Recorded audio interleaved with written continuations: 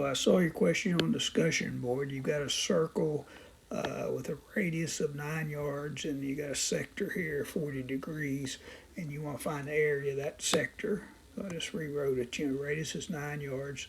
The angle theta is 40 degrees. Well, first thing we need to do is convert that degrees to radians. To convert degrees to radians, you multiply by pi over 180.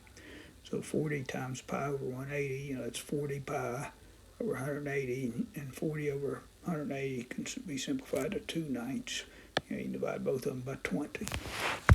So here's the formula for area of circle. It's 1/2 r squared theta. R is given as 9 yards. Theta, it's got to be in radians, 2 pi radians. So I got a half here. I put the 9 squared over 1.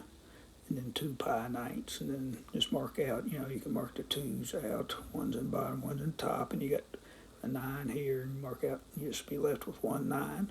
So we're left with a 9 and a pi. You could put that in a calculator if you need a decimal. That wasn't clear by the question, but it'd be 9 pi square yards would be the area of this sector. Hope that helps.